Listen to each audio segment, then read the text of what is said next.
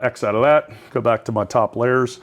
Arming buses to be pre or post and actuating the channels to those buses can be done a couple of ways. If you go, let's go ahead and hit the mix button and the select feature of the first AUX, which is the drum wedge. I think you guys would see it on the bottom layer of your consoles. And then I have a button called assign. This is another kind of fast button combo take, but go to routing so you can visually see what's going on here. I'm going to push some faders up so you see the mix in the routing screen, right? And if I tap the pre-post, you'll see that post is purple and green is pre. And also in this screen, I can arm them or disarm them. So on and off. Off is hollow, solid is armed. I can also do this by key combinations too. So with the mix button selected, I press and hold this button assign in the middle of the console. On you guys, it's off to, I think, the left side. And I tap the mix button and look, I can individually arm or disarm channels like so, right? Or while holding the assign key, I tap the mix button of the bus I'm working with and it's all on, all off. Okay, so that's a fast little kind of a shortcut. And then if I want to change them globally or individually as pre or post, I use this pre button over here. So press and hold the pre button and you can see that I'm changing individual sends to be pre or post to that bus. And if you want to do all of them pre-post, as you probably would if you're using some outboard effects gear, just tap all pre, all post.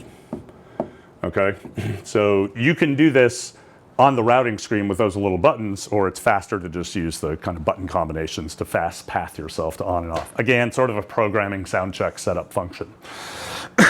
Okay, go away. All right, let's talk about getting the console into the bus configuration that you want. So it's going to be audio, configuration, mixer configuration. The first thing you want to do with this console when you sit in front of it is you want to decide how many buses you want, right? I need 3 effects ends, I've got 4 mono wedges, and 5 sets of stereo ears. So you go to this screen and you basically tap on the resource that you want, and I'm just going to zero them out. You guys don't need to follow me.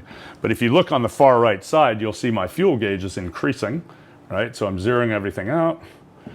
Everything is zeroed. Wait, it only says 38. What's missing? Ah, I have the mains. I'm going to turn them off. So there are your 40 freely assignable buses. In these little ladders, you can turn every bus into what you want, stereo or mono. That's kind of cool liquid architecture. If you hit apply right now, it's taking the desk down. It will pop, right? If you had phantom power. It does a soft reboot. Now, there are output relays on our consoles, so if you just hit the power switch, it's not going to kaboom it. But you do not want to do this during a show, during an event where onlookers are present. Do not. Bus architecture is a hard process coded into the FPGA, and it's got to do a soft boot. It'll take probably maybe 20, 30 seconds. I'm not going to do it now because it'll just waste time, so I'm going to hit cancel. And you can see all the buses came back. You can have your stereo mains be dual fader if you want to. I don't know if that's important. So that's the first thing to get out of the way. The second thing is laying out your console the way you want. We just went through that exercise.